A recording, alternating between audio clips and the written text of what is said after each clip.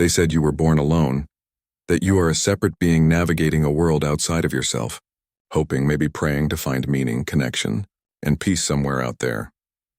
But what if I told you that everything you've ever been taught about separation is a lie so deep, so pervasive it shaped the very way your cells vibrate and your thoughts fire? Imagine this: two children born from the same mother, but taken at birth and raised in different corners of the world.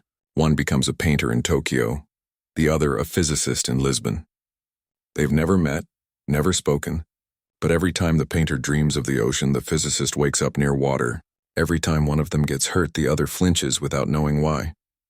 That's not a metaphor, that's a clue, because deep in the foundations of quantum reality, we discover something that shatters everything. Once two particles become entangled, they behave as one system, even when light years apart.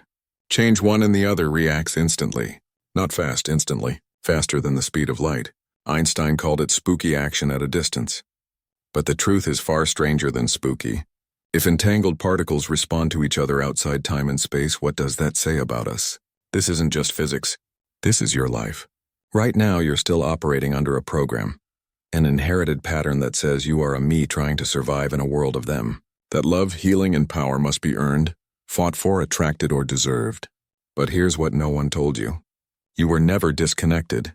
You've simply been observing the version of you that is. And it goes deeper. Because in the field of quantum mechanics, the moment you observe something, it changes. It collapses from a wave of infinite possibilities into a single concrete outcome. In other words, you are not just in the world. You are shaping it simply by being aware of it. But most people are staring at a mirror of separation, suffering, and scarcity and wondering why it never reflects anything else. But that's not the real reason you felt stuck. Wait until you see what happens when you stop trying to change the mirror and start changing what's looking into it. We're about to go deeper than information. We're entering transformation. Because once you understand the truth about quantum entanglement, you won't just change your life. You'll collapse into a new one entirely.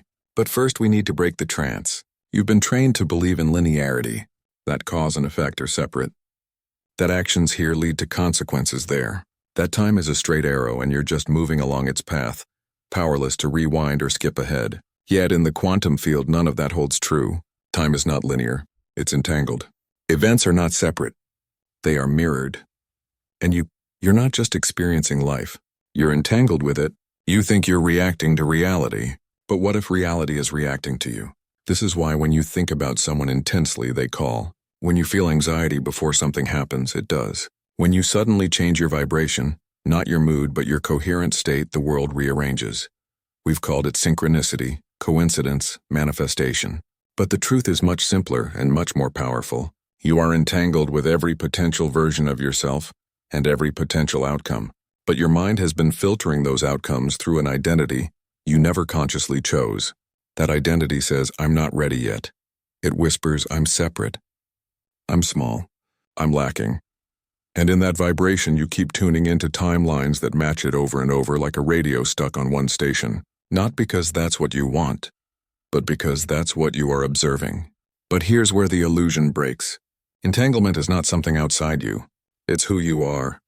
Every person you've ever loved, every version of you that's ever existed, every possibility you've dared to imagine, and every fear you've tried to bury, they are all here entangled in a single shimmering field of infinite now. The field doesn't respond to what you want. It responds to what you are. And when you finally stop chasing the illusion of separateness, when you stop trying to attract and instead collapse into alignment, you don't pull your desires toward you. You shift into the version of you that already lives them. This is the quantum leap. And entanglement is the doorway. But you haven't even seen the full scope of it yet. Because the real power of entanglement isn't about theory or abstract science. It's about how you're unconsciously bound to the people, memories, and frequencies that are shaping your life right now. And until you know how to identify those invisible cords, you'll keep living the same year again and again, calling it growth. What you're about to learn will change that, because in the next moments we're going to unpack the hidden science and spiritual secret that reveals how to not only understand quantum entanglement, but use it. The illusion is breaking. Let's go deeper. You weren't just born into a body. You were born into a frequency, a quantum field of vibration already pulsing with memory, emotion, and expectation. But here's what no one told you. Before you even spoke your first word, you were already entangled, not just with your parents, not just with your DNA, but with fields of consciousness, patterns of energy, and timelines of possibility. Let's bring this down to the quantum level. In 1935, Einstein, Podilsky, and Rosen posed a question to challenge the foundations of quantum mechanics. They proposed a paradox now famously known as the EPR paradox, suggesting that quantum theory must be incomplete if two particles could instantly affect each other, even when separated by vast distances. Einstein hated the idea. He called it spooky action at a distance. But decades later, with experiments like Allen aspects in 1982, the spooky became real. What did they find? That once two quantum particles become entangled, meaning they interact in a way that links their states, any change to one instantly affects the other. Not fast, not through a signal. Instantly, no matter the distance. Now here's the part most people miss. You are made of particles. And every thought, every touch, every emotional imprint you've ever had has created entanglements. Think about the mother holding her baby. In that moment, both their heart rhythms sync, their brain waves entrain, their nervous systems begin to harmonize. That isn't just love. It's quantum entanglement through biological coherence. Now stretch that forward. The first heartbreak you experienced, the best friend you haven't seen in 10 years but still dream about, the person you can't stop thinking about even though they're gone. Those aren't memories. They're ongoing quantum relationships. And here's where it gets wild. These entanglements don't obey the rules of space or time. You can be entangled with someone across the planet. You can be entangled with a version of yourself from 5 years ago. You can be entangled with a future self, one who's already living in abundance, joy, and peace and not even know it. And yes, that means you can tune into that self. You can literally align your vibration with the frequency of a future version of you and collapse into that timeline. But you can't do it intellectually. You must do it energetically through coherence, intention, and identity. But wait, before we get to the how, let's go one level deeper. In 1978, physicist John Wheeler proposed the delayed choice experiment. In short, what if a particle's behavior, whether it acts like a wave or a particle, isn't determined at the time of emission, but at the time of observation? In other words, your future choices can rewrite the past behavior of particles. This experiment has been repeated and refined and continues to reveal something mind-bending. Reality doesn't exist until it's observed. And even more shockingly, your observations aren't just affecting your present. They may be retroactively shaping your past. So let's connect the dots. If everything in your life is entangled and if observation collapses the field, then the quality of your awareness determines the quality of your connections. And your connections determine what shows up in your reality. Here's an example. Let's say you always attract emotionally unavailable partners. It's not just trauma, it's entanglement. You've unconsciously fused your energy with a vibrational pattern, usually inherited, emotional, or ancestral, and you're observing the world through that lens. So even when someone loving appears, your field filters it out. You don't see them, or worse, you push them away vibrationally without knowing why. But that's not your fault. It's your field. And the good news, fields can be rewritten, because entanglement isn't fixed, it's responsive. The moment you shift your state, not your thoughts, your state, the entire web of connections begins to rewire. Think of it like this. Your consciousness is like a tuning fork. When it vibrates at guilt, it activates entanglements related to guilt, people, memories, outcomes. When it vibrates at worthiness, it activates entanglements related to abundance, harmony, and flow. And the field doesn't judge. It just responds. That's why people often experience sudden quantum shifts after an intense emotional event. A breakdown, a breakthrough, a spiritual awakening. In that moment, they stop observing the same reality and a new one collapses into view. This is also why healing doesn't always come through logic. It comes through resonance. You can read 1,000 books about boundaries but still feel stuck in the same patterns until one moment of deep coherence, maybe during breath work, meditation, or a raw conversation, and something clicks. You're no longer vibrating at the same frequency. The loop breaks. But here's the puzzle piece most people never find. You don't need to wait for rock bottom or divine intervention to create that shift. You can become the observer who collapses a new entanglement by shifting the way you relate to the field right now.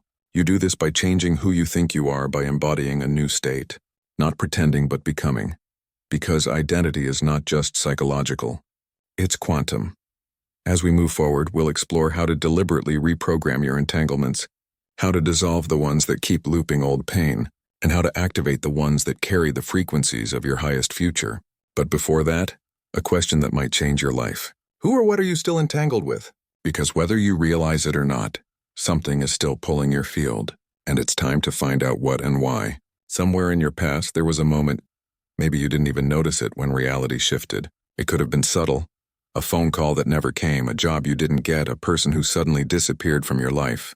And at the time you thought it was chance or maybe bad luck. But what if it wasn't? What if you had unknowingly collapsed a version of reality and stepped into another? This isn't a metaphor, this is physics. Let's go back to one of the most replicated and controversial experiments in quantum science, the double-slit experiment. Here's what happened. When scientists fired single particles through two slits without observing them, the particles acted like waves, creating an interference pattern, meaning each particle went through both slits at once, existing in multiple probabilities.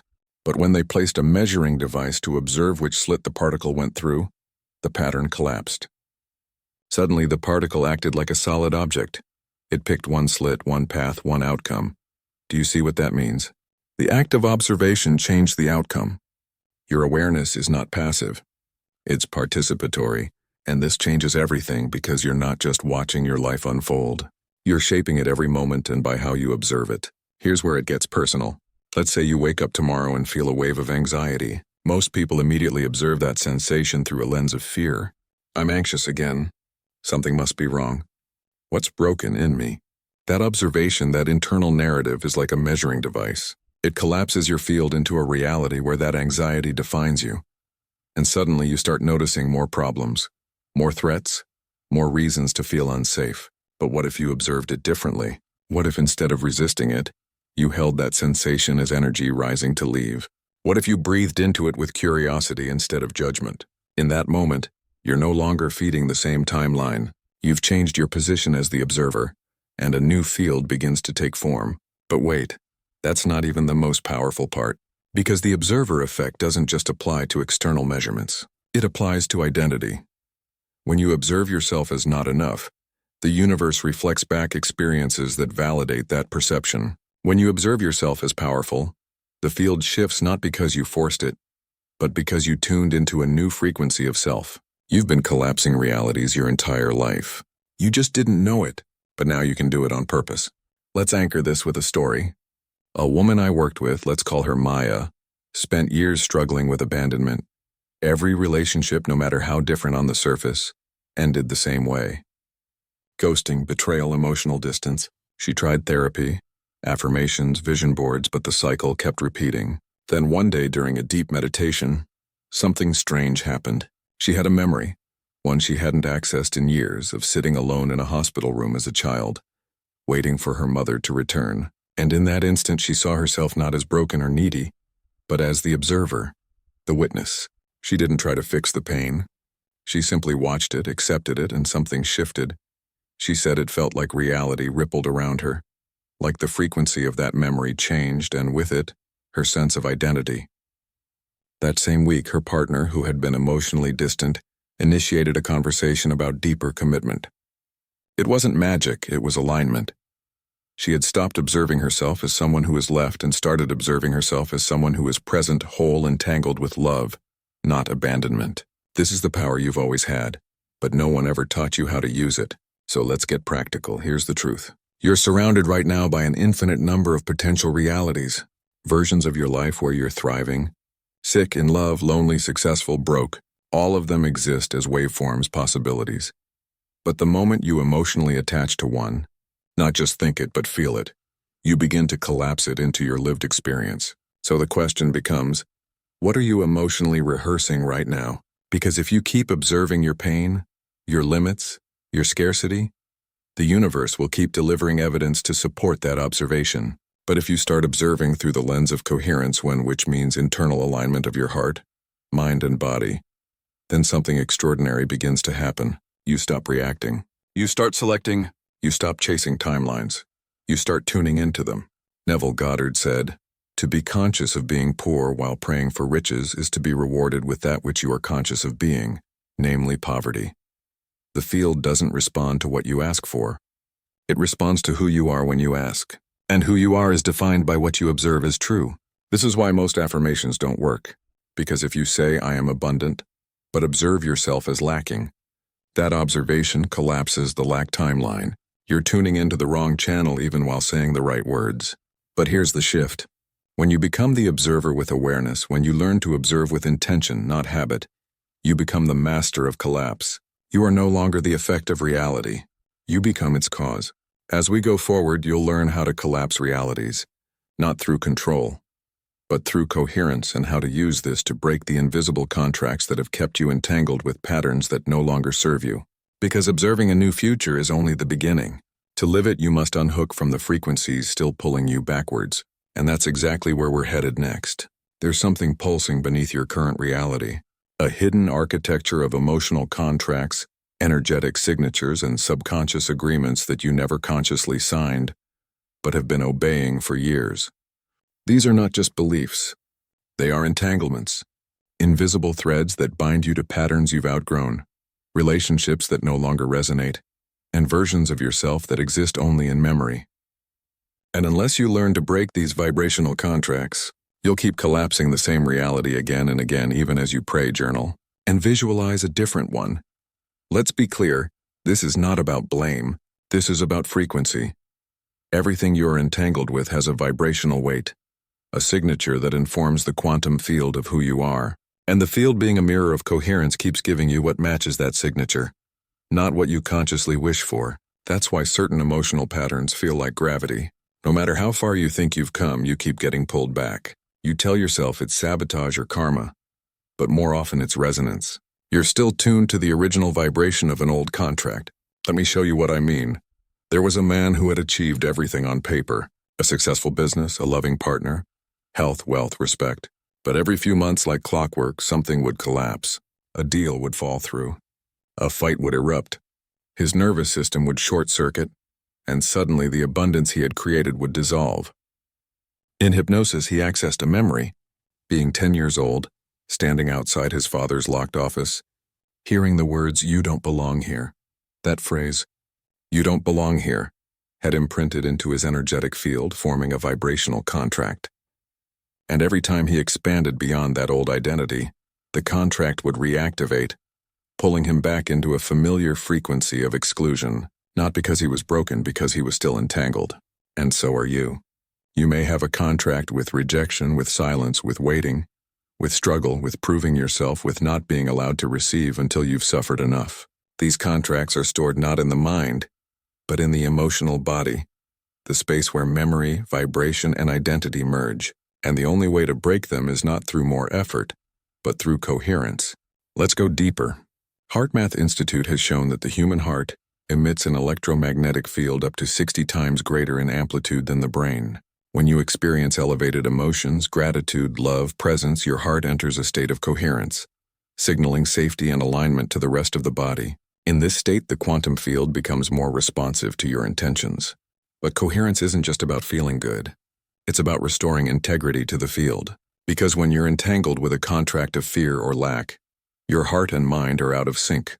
You send one signal intellectually, "I am abundant," and another signal emotionally, "I'm afraid." The field listens to the stronger frequency, and emotion always wins. That's why trying to manifest from misalignment is exhausting. It's like trying to paint over mold. Eventually, the old pattern seeps through. To truly shift timelines, you must address the source, the entangled agreement still broadcasting in your field. And that begins with radical self-observation. Ask yourself, what emotional state do I default to when things go quiet? What's the background frequency when no one is watching? Is it peace or pressure, stillness or urgency? That state is the signature of your current entanglement. And here's the key. The field isn't punishing you for it. It's simply responding with loyalty.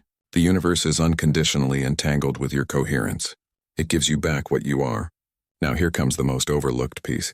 Most people try to cut cords with people or patterns using intention or ritual, but they stay entangled vibrationally because they haven't forgiven. Not just the other person, but themselves. Unforgiveness is a vibrational contract. It keeps you looped into past versions of you, into what you did, what you allowed, what you didn't know. And until you dissolve the frequency of self-judgment, the field will keep mirroring your punishment. Forgiveness isn't spiritual bypassing. It's vibrational liberation. When you forgive, you don't let someone off the hook. You release yourself from the frequency that keeps looping pain. You return coherence to the field. And in that coherence, you collapse a new reality. Not a better version of the old story.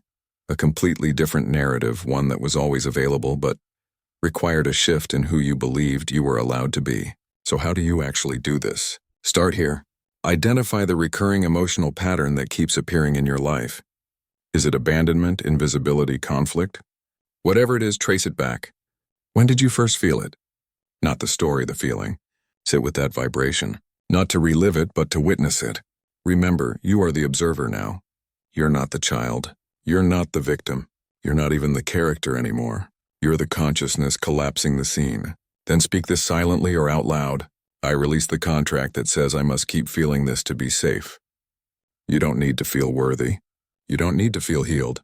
You just need to become coherent to bring the heart and mind into harmony. That frequency alone begins the collapse.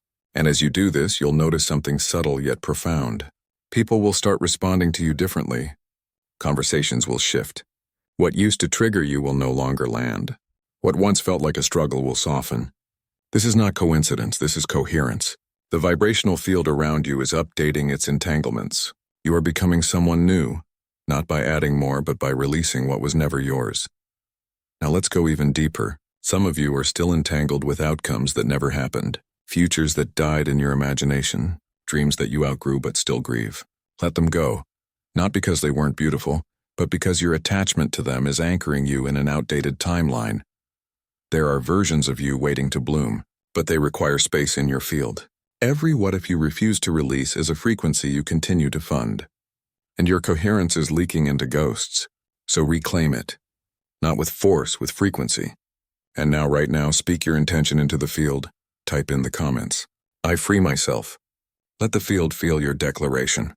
Not for me, not for the algorithm, for the entangled consciousness of this community. A web of minds and hearts breaking loops together. Because as we step into the next chapter, we're going to do something few ever dare to do. Access the versions of ourselves that already live beyond the loop. The quantum selves entangled with wholeness, freedom, and fulfillment. And once you meet them, you'll never collapse the old reality again. There is a version of you who already lives the life you're praying for. Not in the future, not in some mystical realm, but here now, vibrating on a frequency just outside your current perception. She is already healed. He is already whole. They are already living in a reality where the pain has dissolved. The past is integrated and the purpose is clear. The only reason you haven't met this version yet is because you haven't tuned into their signal. But once you do, once you understand what quantum jumping truly is, you'll stop trying to become someone new. You'll simply remember who you already are in the field. Quantum jumping is not imagination. It's entanglement as identity. It's the practice of shifting your coherent state so completely that the version of you aligned with your desires becomes not just accessible, but inevitable. You're not attracting this version. You're selecting it, tuning into it like a radio dial until the old static dissolves and the new signal becomes the dominant one. But first, we need to destroy a myth. Most people believe that change takes time. That transformation is linear, that you have to become ready, earn your worth, heal everything, release the past, and then if you're lucky, the shift will come. That's a survival model. It's Newtonian. It's rooted in cause and effect. But in the quantum field, time is not the catalyst. Identity is. You don't need time to change. You need to change your vibration of self. Let me tell you a story. A woman named Alina was diagnosed with a chronic autoimmune condition. For years, she tried everything. Diets, doctors, affirmations, even energy healing. Some things helped temporarily. But the condition persisted until one night in deep meditation. She stopped trying to heal and instead asked one question. What if I already am the version of me that doesn't have this? She didn't try to visualize it. She became it. She felt her breath slow, her body warmed, and in that space she experienced for just a few seconds what it felt like to live without fear, without fighting, without waiting. The next day, something shifted. Her symptoms began to recede. A week later, her inflammation dropped to almost zero. She didn't change her treatment. She changed her identity. And the field responded instantly. Because once you step into the frequency of a new self, your biology, environment, and external outcomes begin to reorganize around it. This isn't magic. This is neuroplasticity meeting the quantum field. When you fire and wire new patterns in your brain supported by emotional coherence, you activate new neural architecture. Your body begins to signal, I am different. And the field ever faithful to coherence responds. But here's what most miss. Quantum jumping isn't about fantasy. It's about fidelity. Staying loyal to the frequency of your chosen self before the evidence appears. Because at first it won't feel real. Your environment will tempt you to collapse back into the old pattern. Your nervous system, addicted to the familiar chemistry of suffering, will beg for the loop. But your job isn't to force the shift. It's to stabilize your signal. Let's get technical for a moment. You are not a solid being. You are a vibrational emitter broadcasting thoughts, feelings, and intentions into a unified field that responds not to your words, but to your dominant state. That state is shaped by your electromagnetic signature, which is primarily generated by the heart and brain. When those two centers are incoherent, when you think one thing but feel another, your signal is chaotic. But when they are synchronized, when your intention and your emotion are aligned, you become magnetic.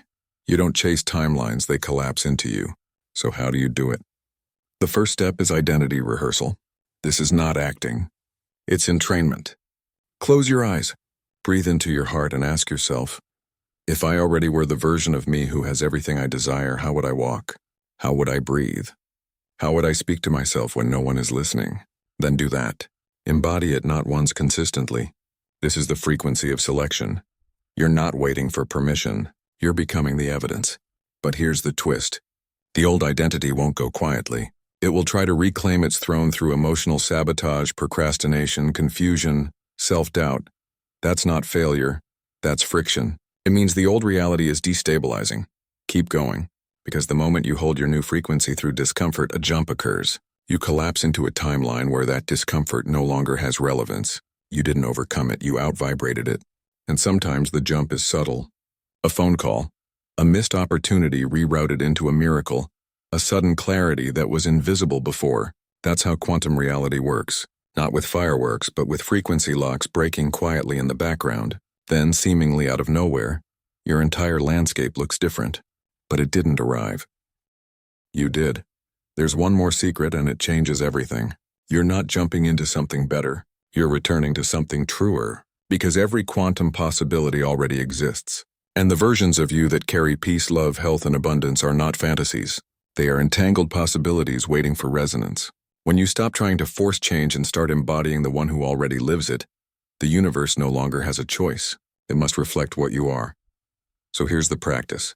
Each morning before your phone, before your mind begins looping the past, take 5 minutes, close your eyes, feel into your heart, then declare silently, I remember who I am in the field, not who you were, not who you're trying to become, but the self that's already chosen this timeline. And then walk as them, think as them, speak as them, not perfectly but consistently enough that the field can calibrate, because quantum jumping is not a one-time miracle. It's a rhythm, a new signature. And the moment your nervous system learns that this new identity is safe, the old one dissolves without a fight. In the next chapter, we'll close this journey by going beyond the jump into the understanding that you're not just entangled with potential timelines. You are the field itself, and when you begin to live from that place, reality no longer happens to you. It responds through you. All this time you've been searching for signs, for meaning, for something to finally shift out there. You've tried to align, to surrender, to attract, to reprogram. But what if I told you the search was part of the illusion? That the moment you stop trying to entangle with a better version of reality, and instead realize you are the field itself, everything changes. You see, entanglement was never just about connection. It was a breadcrumb. A clue, a glimpse into the truth that reality is not happening around you. It's emerging from you.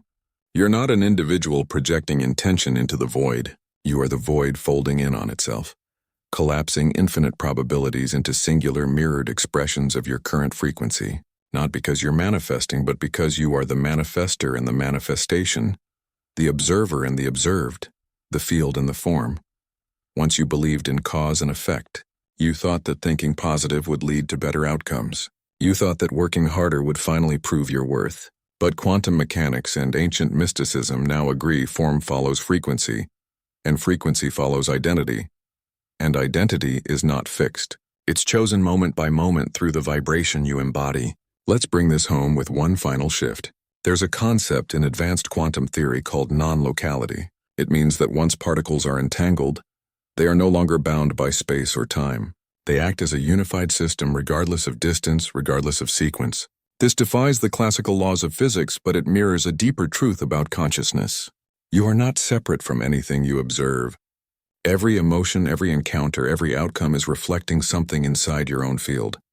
Life is not happening to you, it's being rendered by you. And this is the liberation most seekers never find because they keep trying to fix the mirror instead of shifting the image behind the glass.